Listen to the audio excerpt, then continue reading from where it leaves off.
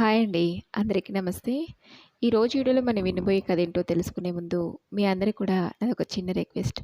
కొత్తగా మన ఛానల్ చూసిన వాళ్ళు తప్పకుండా ఒక లైక్ చేసి మీ ఫ్రెండ్స్‌కి, ఫ్యామిలీ మెంబర్స్‌కి షేర్ చేయండి.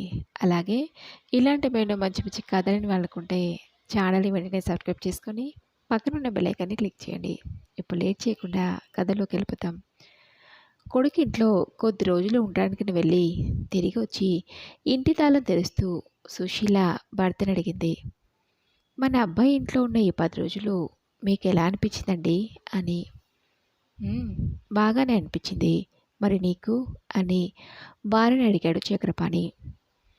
నాకు కూడా చాలా బాగా అనిపించిందండి. పిల్లలతో అసలు టైమే తెలియలేదు. నిజానికి నాకు అక్కడి నుంచి ఇంటికి తిరిగి రావాలనిపించలేదు.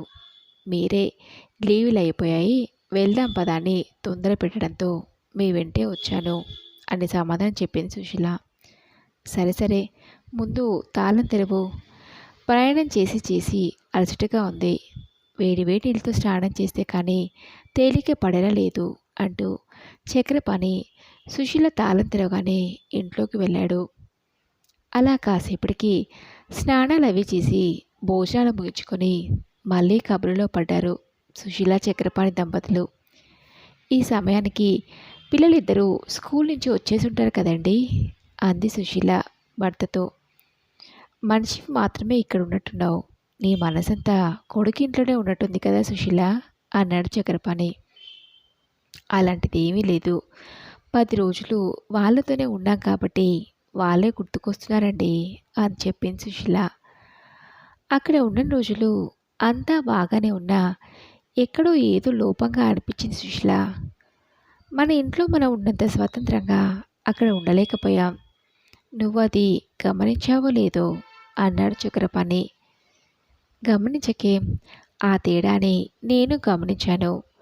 కానీ మన తరానికి ఇప్పటి తరానికి తేడా లేదా?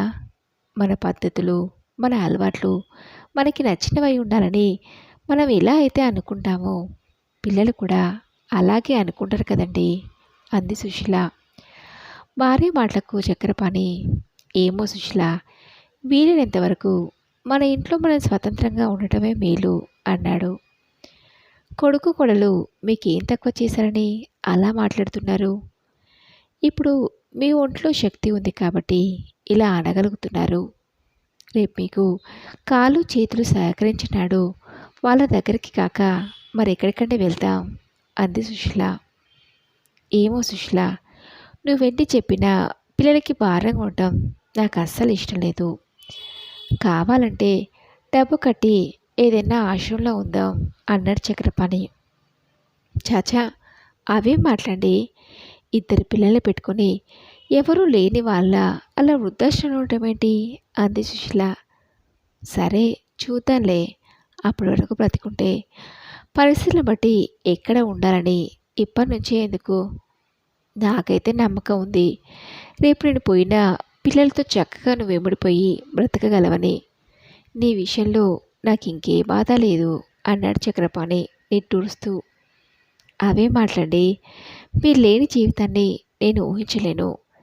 కనీసం మీరు లేరు అనే ఊహను కూడా నేను భరించలేను. మీతో పాటు నేను. ఒకవేళ నేనే ముందు పోతే అప్పుడు మీరేం చేస్తారు అడిగింది సుశీల. అదేంటి సుశీల, నన్ను అలా మాట్లాడొద్దని నువ్వు మాట్లాడతావేంటి అన్నాడు చక్రపాణి. అన్నంత మాత్రాన ఇప్పుడు నేనేం పోన్లేండి. నాకు తెలుసు నేను లేకుండా మీరు కూడా ఉండలేరని. ఒకవేళ అలాంటి పరిస్థితి వస్తే పిల్లల మీద ఆధారపడవద్దని మీ పిచ్చి ఆలోచనలు పక్కన పెట్టి వాళ్ళతో కలిసి ఉండటం అలవాటు చేసుకోవాలి అంది సుశీల. పరిస్థితులను బట్టి నిర్ణయాలు. అయినా ఇప్పుడు అవన్నీ ఎందుకు సుశీల అన్నాడు చక్రపాణి. ఏదో సందర్భం వచ్చింది కాబట్టి చెప్పాను. సరే, ప్రయాణం చేసి అలసిపోయాం కదా, కాసేపు విశ్రాంతి తీసుకుందాం కండి పదండి అంటూ సుశీల గదిలోకి వెళ్ళింది. అలా 2 సంవత్సరాలు గడిచి చక్రపాణి రిటైర్డ్ అయ్యాడు. భర్త రిటైర్డ్ అయిన దగ్గర నుంచి సుశీల ఊళ్ళో ఇద్దరమే ఉండి ఏం చేస్తామండి, మన అబ్బాయి ఇంటికి వెళ్దాం అంటూ పట్టుపట్టింది. మొదటి నుంచి కొడుకు మీద ఆధారపడే విషయం చక్రపాణి ఇప్పటి నుంచి ఎందుకు సుశీల, కొన్నాళ్ళు పోయాక చూద్దాంలే అని భార్యకి నచ్చచెప్పే ప్రయత్నం చేశాడు. అయినా సుశీల వినకుండా కొడుకింటికి వెళ్దామని మొండిగా ఉండటంతో ఇన్నేళ్ల తమ కాపురంలో ఎప్పుడూ పలానా ఇది కావాలండి అని అడగని సుశీల మొట్టమొదటిసారి తల్లిగా తన మిగిలిన జీవితాన్ని కొడుకు దగ్గర గడపాలని కోరుకుంటుంది. ఓ తల్లిగా తనలా కోరుకోవడం సహజమే కదా అని మిగిలిన తమ జీవితాన్ని కొడుకు దగ్గర గడపాలని నిర్ణయించుకొని కొడుకింటికి వెళ్ళారు. ఎప్పటిలాగే కొడుకు కొడలు ఆప్యాయంగా పలకరించారు. స్వచ్ఛమైన గాలి, పచ్చని చెట్లు, ఒకే కుటుంబంలో ఉండే ఇరుగు పొరుగు వాళ్ళు. ఇంతకాలం అలాంటి పల్లెటూరి వాతావరణంలో ఉన్నట్టుండి ఇక మీదట పట్టణంలోనే బ్రతుకుని ఇడ్చాలనే విషయం చక్రపాణికి జీర్ణించుకోవడానికి కష్టంగానే ఉన్నా భార్య కోసం తప్పలేదు. మెల్లమెల్లగా అక్కడి వాతావరణానికి అలవాటు పడ్డాడు. ఊరికే తిని కూర్చుంటే కాలక్షేపం అవట్లేదని కొడుకు పిల్లల్ని స్కూల్లో దించటం, సాయంత్రం తిరిగి తీసుకురావటం, మధ్యాహ్నం భోజనాలయ్యాక ఇంట్లోకి సరుకులు కూరగాయలు తేవటం, ఇలాంటి పనులతో రోజంతా తనని తాను బిజీగా ఉంచుకోవటం అలవాటు చేసుకున్నాడు చక్రపాణి. ఇక సుశీల గురించి చెప్పనవసరం లేదు. కోడలు ఉద్యోగానికి వెళ్ళే అమ్మాయిని ఇంటి పని, వంట పని అంతా తన నెత్తిన వేసుకొని చేయటం అలవాటు చేసుకుంది. అలా 2 సంవత్సరాలు గడిచాయి. కొడుకింట్లో సుశీల చక్రపాణి జీవితం హాయిగా సాగిపోతుంది. చక్రపాణి కొడుకు వేణు పిల్లలిద్దరూ పెద్దవాళ్ళు అవుతున్న కారణంగా ఇల్లు చాటం లేదని అందరూ ఉండటానికి విశాలమైన ఓ ఫ్లాట్ని తీసుకొని నిర్ణయించుకొని తల్లిదండ్రులు తన దగ్గరే ఉన్న కారణంగా ఇలాగో ఊళ్ళో ఉన్న ఇల్లు ఖాళీగానే ఉంటుందని ఆ ఇంటిని నమ్మి సిటీలో ఇల్లు కొనుక్కోవాలనుకున్నానని చెప్పి తండ్రిని అడిగాడు. చక్రపాణికి ఊళ్ళో ఉన్న ఇంటిని అమ్మటం ఇష్టం లేకుండా భార్య సుశీల ఎలాగో ఇక మీదటి కూడా మన అబ్బాయి దగ్గరే కదండి ఉండేది, ఇక ఊళ్ళో ఉన్న ఇంటితో పనే ఉంటుంది, ఎప్పటిదో పాతకాలం నాటి ఇల్లు, వాడు మనమందరం ఉండటానికనే కదా ఇల్లు కొనాలనుకుంటున్నాడు అని భర్తను ఒప్పించింది. సరే అని చక్రపాణి ఊళ్ళో ఉన్న ఇంటిని అమ్మి ఇల్లు అమ్మగా వచ్చిన డబ్బు, దానికి తోడు తాను రిటైర్డ్ అవ్వగా వచ్చిన పిఎఫ్ డబ్బులను కూడా కొడుకు ఇచ్చేశాడు. వాటికి తోడు కొంత లోన్ని తీసుకొని వేణు ఆఫీస్కి దగ్గరగా ఉండేలా 3 బెడ్రూమ్ ఫ్లాట్ ఒకటి కొన్నాడు. అలా ఓ 6 సంవత్సరాలు గడిచాయి. ఓ రోజు ఉదయాన్నే అందరికన్నా ముందే నిద్రలేచి ఇంటి పనులు నిమగ్నమయ్యే సుశీల ఆ రోజు భార్యడు పొద్దుకినా ఇంకా నిద్ర లేవలేదు.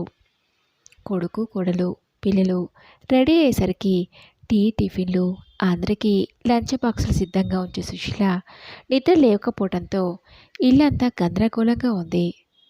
ఉదయం తను నిద్ర లేచేటప్పటికే భార్య లేవకపోవడంతో ఒంట్లో నలతగా ఉందేమో, ఎందుకు నిద్ర లేపటం, కాసేపు అయ్యాక తనే లేస్తుందిలే అనుకుని గదిలో నుంచి బయటకు వచ్చి కాలకృత్యాలు తీర్చుకొని బయట వరండాలో కూర్చొని భార్య తెచ్చే వేడివేడి కాఫీ కోసం ఎదురు చూస్తున్న చక్రపాణికి ఎంతసేపటికి సుశీల తన కోసం కాఫీ తీసుకురాకపోవడంతో ఏంటి ఈరోజు సుశీలకి ఏమైంది, జ్వరం ఏమైనా వచ్చుంటుందా అనుకుని గదిలోకి వెళ్ళి సుశీల సుశీల అని పిలిచాడు. ఉలుకు పలుకు లేదు. కంగారుగా భార్యకి మరింత దగ్గరగా వెళ్ళి తన భుజాన్ని తట్టాడు. అయినా సుశీలలో ఎలాంటి చలన లేదు. నుదిటిపై చేయి వేసి చూడటంతో చల్లగా తగిలింది. తన చేతులు కాళ్ళు ముట్టుకొని చూశాడు. ఐసు ముట్టుకున్నట్టుగా చల్లగా అనిపించడంతో పరిస్థితి అర్థమయ్యి భయంగా వేణు వేణు అని గట్టిగా కేకలు వేశాడు చక్రపాణి.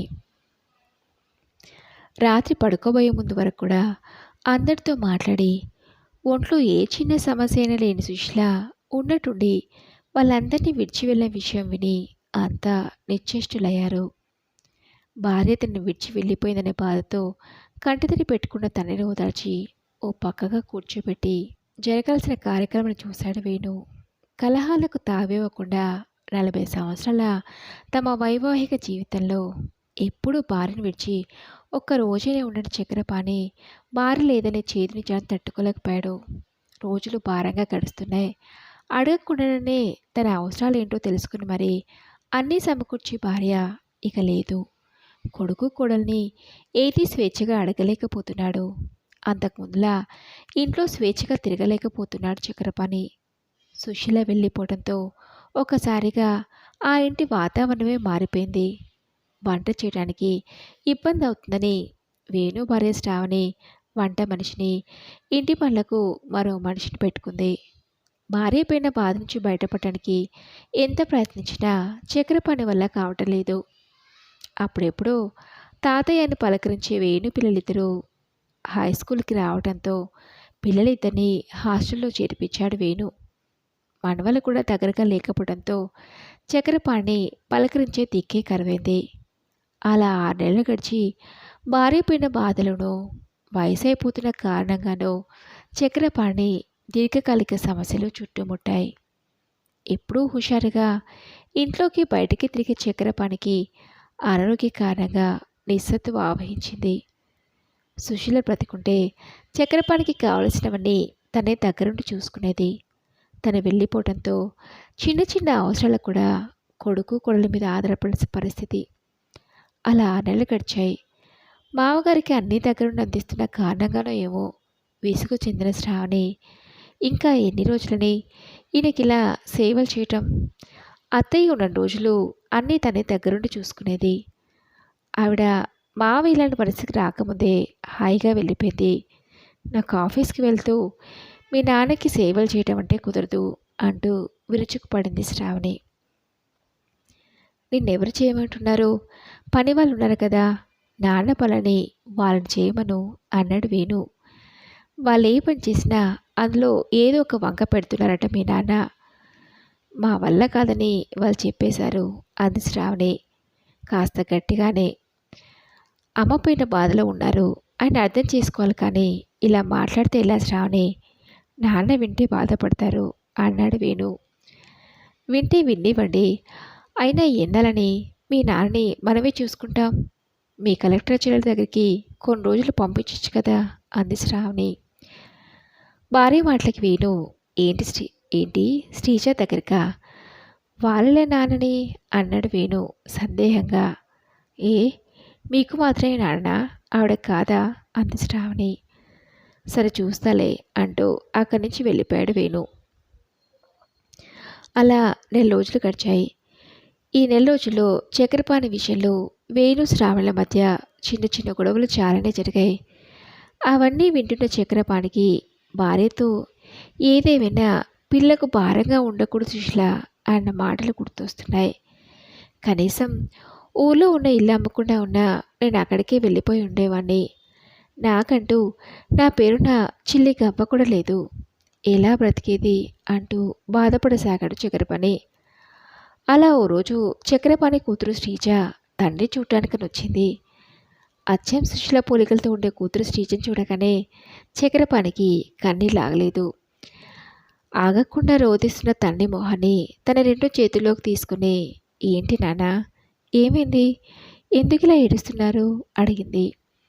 మరేం లేదమ్మా, నేను చూడగానే మీ అమ్మ గుర్తొచ్చింది అన్నాడు చక్రపాణి.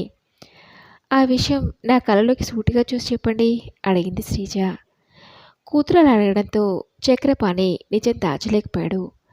కొంతకాలంగా కోడలు శ్రావణి ప్రవర్తనలో వచ్చిన మార్పును కూతురుతో చెప్తూ బాధపడ్డాడు చక్రపాణి. అమ్మ శ్రీజ, నేను ఇంకా ఇక్కడ ఉండలేకపోతున్నానమ్మా, నన్ను నీకు తెలిసిన ఏదైనా ఆశ్రమంలో చేర్పిస్తావా అడిగాడు. తండ్రి మాటలకు శ్రీజ, అవే మాటలానా, మీకు నేను లేనా? ఏ కష్టం రాకుండా మిమ్మల్ని కంటికి రెప్పలా చూసుకుంటాను, పదండి మా ఇంటికి వెళ్దాం అడిగింది శ్రీజ. నేను రాలేనమ్మా అన్నాడు చక్రపాణి. ఏ నానా, అన్నయ్య ఒక్కడే నీ కొడుకా, నేను నీకేం కానా అంది శ్రీజ. అది కాదమ్మా అని చక్రపాణి ఏదో చెప్పిపోయే లోపే, మరి ఇంకేం మాట్లాడకుండా నాతో బయలుదేరండి, కొన్ని రోజులుండి మళ్ళీ తిరిగి వచ్చేద్దరు కానీ అంది. కూతురు అంతలా అడుగుతుంటే చక్రపాణి కాదనలేకపోయాడు. తన అన్నయ్య వేణుతో శ్రీజ, నాన్నని తీసుకెళ్తానన్నయ్య, కొన్ని రోజులు నాకు పంపిస్తాను అని చెప్పి తన వెంట తీసుకెళ్ళింది శ్రీజ. అలా చక్రపాణి కూతురింటికి వెళ్ళి వారం రోజులైంది. కూతురు అల్లుడితోని చూసుకున్న తీరుకి చక్రపాణి సంతోషించాల్సింది పోయి సిగ్గుతో కుంచించుకుపోయాడు. కారణం, చక్రపాణి సుశీల దంపతులకు ఇద్దరు పిల్లలు. కొడుకు వేణు, కూతురు శ్రీజ. చక్రపాణి ఓ ప్రైవేట్ సంస్థలో చిన్న ఉద్యోగం చేస్తూ ఉండేవాడు. తనకొచ్చే చాలీ చాలని జీతంతో పిల్లలిద్దరిని చదివించేంత స్తోమత లేక కొడుకుని పెద్ద చదువులు చదివించి, కూతురు శ్రీజని ఇంటర్ వరకే చదివించి, ఆ తర్వాత పై చదువులు చదివించేంత స్తోమత లేదని పెళ్లి చేయాలనుకున్నాడు. శ్రీజకి చదువుకోవడం అంటే చిన్నప్పటి నుంచి చాలా ఇష్టం. పెద్ద పెద్ద చదువులు చదువుకొని ప్రభుత్వ ఉద్యోగం సాధించాలనేది తన కోరిక. కానీ చక్రపాణికి ఆడపిల్ల ఎప్పటికైనా పెళ్లి చేసుకుని అత్తారింటికి పోయేదే కదా, అడిగినంత కట్నం ఇవ్వాలి. పైగా పెళ్ళంటే ఊరికేనే అవుతుందా? చీర సారా అని బోలెడు ఖర్చు అవుతుంది. పెళ్ళికి కూడి పెట్టడమే కష్టం. మళ్ళీ పై చదువులకు డబ్బు ఎక్కడి నుంచి తేను అని శ్రీజ చదువుకుంటాను నాన్న అని ఎంత అన్నా కూడా వినకుండా చక్రపాణి కూతురికి పెళ్లి చేశాడు. చదువు మీద ఇష్టాన్ని చంపుకోలేక శ్రీజ భర్తనొప్పించి డిగ్రీ చదివింది. ఆ తర్వాత ఏదైనా సాధించాలనే పట్టుదలతో కలెక్టర్ అయింది. కూతురు కలెక్టర్ అయిందని తెలిసి చక్రపాణి సంతోషించాల్సింది పోయి సిగ్గుతో తలదించుకున్నాడు. ఎన్నోసార్లు నేను చదువుకుంటాను నాన్న అని అన్నా కూడా వినకుండా పెళ్లి చేశాడు. కూతురు పట్టుదలని అర్థం చేసుకుని అల్లుడు అందించిన ప్రోత్సాహానికి ఓ తండ్రిగా నేను నా కూతురిని అర్థం చేసుకోలేకపోయాను. తండ్రిగా తనకు జన్మనిచ్చాను కానీ మంచి భవిష్యత్తుని ఇవ్వలేకపోయానంటూ బాధపడ్డాడు చక్రపాణి. అలా చక్రపాణి తన కూతురింటికి వచ్చి నెల రోజులు గడిచాయి. కొడుకింట్లో తనకి లేని సౌకర్యాలు, స్వేచ్ఛ, గౌరవం, కంటికి రేపలా చూసుకునే కూతురు అల్లుడు. తాతయ్య తాతయ్య అంటూ తన వెనకాలే తిరిగే కూతురు పిల్లలు ఉన్నా కూడా చక్రపాణికి అవేవీ సంతోషాన్ని ఇవ్వటం లేదు.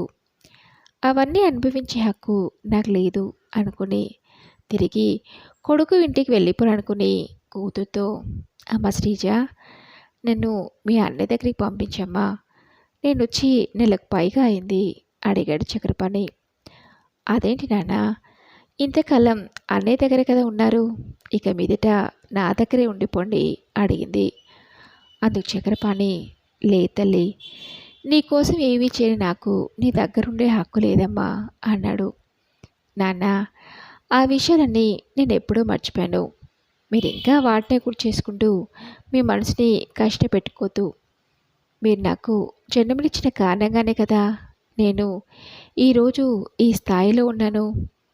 మీకు అన్నయ్య ఎంతో నేను అంతే అయితే ఇంకోసారి వెళ్తానని మాత్రం అనకండి నాన్న అంది శ్రీజ. మరో దారి లేక కూతురి మాట కాదని లేకపోయాడు చక్రపాణి.